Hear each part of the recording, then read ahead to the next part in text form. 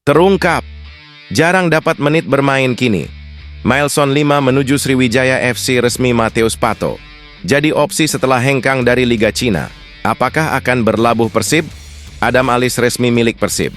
Ini alasannya. Tonton videonya sampai selesai dan jangan lupa subscribe. Jarang dapat menit bermain kini Milestone 5 menuju Sriwijaya FC.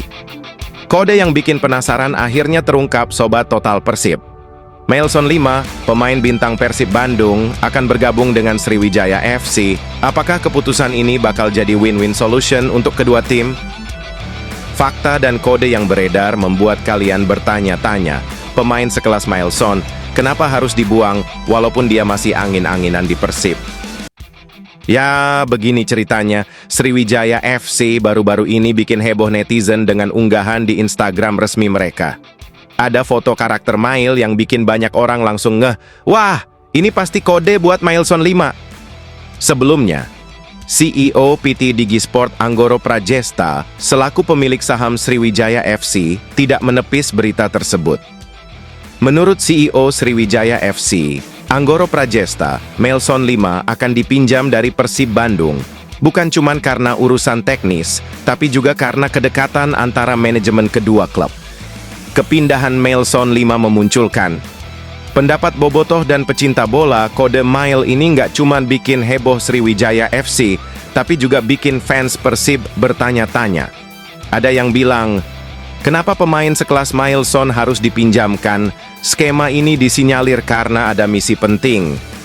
Milestone bakal punya tugas berat membantu Sriwijaya FC yang sedang berjuang di zona degradasi Liga 2. Tapi dengan kualitasnya, pasti dia bisa memberikan dampak besar.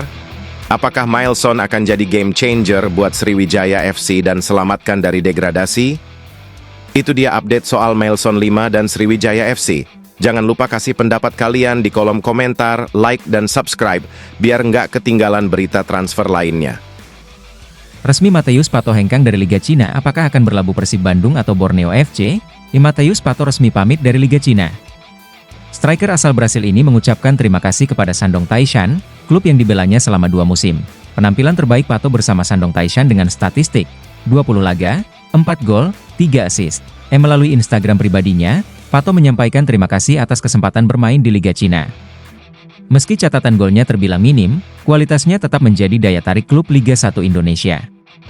Nah, gimana menurut kalian? Apakah Pato layak bermain untuk Persib Bandung? Persib Bandung, klub dengan ambisi besar musim ini, disebut-sebut tengah mendekati Pato.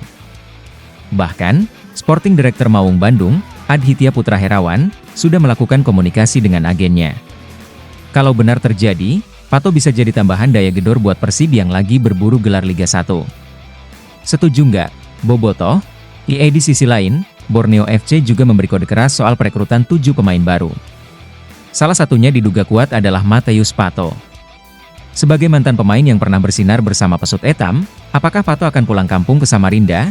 Pato punya opsi menarik, membantu Persib meraih gelar atau mengangkat performa Borneo FC di putaran kedua.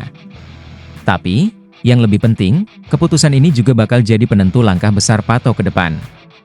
Kalau kalian jadi Pato, pilih yang mana? Apakah dia akan berlabuh di Bandung atau kembali ke Samarinda? Jangan lupa kasih pendapat kalian. Adam Alizé resmi milik Persib. Kontrak 2,5 tahun, siap bawa prestasi baru, berita besar datang dari Persib Bandung. Adam Alizé resmi dikontrak permanen dengan durasi 2,5 tahun. Setelah menjalani masa peminjaman yang mengesankan, keputusan ini menegaskan keyakinan Persib terhadap kemampuan sang gelandang. Adam Alizé bukan nama asing bagi para penggemar Persib. Bergabung di awal musim ini, gelandang kelahiran Jakarta ini tampil konsisten dengan 15 laga dari 16 pertandingan dan menyumbang 1 gol. Tak hanya di Liga 1, performa Alizé juga terlihat di ajang AFC Champions League 2. Gimana menurut kalian? Apakah kontrak ini keputusan yang tepat?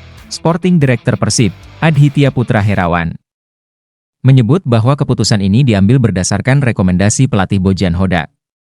Selama masa pinjaman, kontribusi Adam Alizé dinilai positif, dan Persib yakin dia bisa memberikan dampak lebih besar di masa depan. Dengan kontrak baru ini, Persib semakin memperkuat komposisi tim untuk bersaing di putaran kedua Liga 1. Adam Alizé diharapkan menjadi salah satu motor serangan yang bisa membantu Maung Bandung meraih prestasi lebih tinggi. Kira-kira, berapa banyak gol dan assist yang bisa dia ciptakan musim ini? Tulis di kolom komentar. Usai laga gelandang Persib, Tyrone meminta maaf karena satu hal ini kepada Ciro Alves. Hal ini terjadi karena ada momen menarik saat Tyrone Del Pino mencetak gol ketiga untuk Maung Bandung. Gol ini memicu perdebatan kecil karena bola sebenarnya hampir masuk oleh tendangan Ciro Alves. Momen tersebut terjadi saat Ciro Alves melakukan tembakan keras ke arah gawang Persita. Bola gagal diamankan dengan sempurna oleh kiper Igor Rodriguez dan terus bergulir ke arah gawang. Namun, sebelum bola melewati garis, Tyrone Del Pino datang dan menyentuhnya ke dalam gawang. Sempat ada keraguan apakah gol tersebut sah atau tidak. VAR pun digunakan untuk mengecek kemungkinan offside. Hasilnya, gol dinyatakan sah dan Tyrone resmi mencatatkan namanya di papan skor. Setelah pertandingan, Tyrone meminta maaf kepada Ciro Alves. Dalam wawancaranya, Tyrone mengaku sontekan tersebut adalah refleks semata karena ia sedang berlari mendekati gawang. Saya pikir bola akan masuk, tapi saya secara otomatis memasang kaki. Maaf Ciro, ujar Tyrone. Namun Tyrone menegaskan bahwa kemenangan tim lebih penting dibandingkan siapa pencetak gol. Baginya, 3 poin adalah segalanya untuk mempertahankan momentum Persib di jalur juara. Tyrone juga menambahkan, kami sedang dalam momen yang sangat bagus sekarang. Kami adalah keluarga di ruang ganti, dan kami harus terus seperti ini. Suasana kebersamaan yang kuat di dalam tim jelas menjadi modal besar untuk Persib dalam perjalanan mereka menuju gelar juara. Pernyataan Bojan Hodak tidak masukkan Dimas dan Kocijan saat menit akhir lawan Persita. Ini alasannya, kemenangan Persib Bandung atas Persita Tangerang meninggalkan sejumlah pertanyaan dari para bobotoh. Salah satu yang paling disorot adalah keputusan pelatih Bojan Hodak untuk tidak menurunkan Dimas Drajat dan Nikola Kocijan dalam pertandingan tersebut.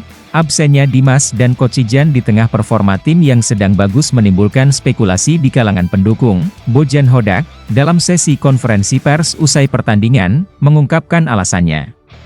Menurut pelatih asal Kroasia tersebut, keputusan untuk tidak memasukkan Dimas dan Kocijan didasarkan pada kondisi kebugaran kedua pemain yang dinilai belum 100% pulih. Saya harus memastikan semua pemain dalam kondisi optimal sebelum diturunkan. Dimas dan Kocijan masih dalam tahap pemulihan penuh, jadi saya memutuskan untuk memberikan mereka waktu istirahat lebih banyak, jelas Bojan. Bojan juga menyinggung jadwal kompetisi yang padat, yang membuatnya perlu mengambil langkah hati-hati dalam menurunkan pemain.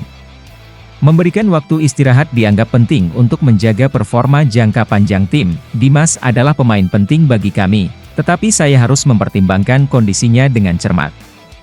Sama halnya dengan Kocijan. Mereka berdua baru saja menjalani program pemulihan, dan kami tidak ingin mengambil risiko yang tidak perlu, tambahnya, dalam sesi konferensi pers. Bojan Hodak menyatakan rasa syukurnya atas kondisi tim yang stabil, tidak ada pemain baru yang cedera usai pertandingan terakhir. Ini sangat penting bagi kami, terutama mengingat jadwal kompetisi yang cukup padat, ujarnya. Selain kabar baik soal kebugaran pemain, Persib juga dipastikan akan segera diperkuat oleh 2 pemain mudanya, Kakang Rudianto dan Robi Darwis. Keduanya saat ini tengah menjalani tugas membela timnas Indonesia di ajang Piala. Bojan Hodak menyebut bahwa kehadiran Kakang dan Robi akan menjadi tambahan yang sangat berarti. Usai Persib Bandung meraih kemenangan gemilang menaklukkan Persita Tangerang dengan skor 3-1, Bojan ungkap hal ini. Apakah itu yuk? Simak ulasannya. Pertandingan yang digelar pada Minggu, 22 Desember 2024, berjalan dengan intensitas tinggi. Persib Bandung tampil dominan.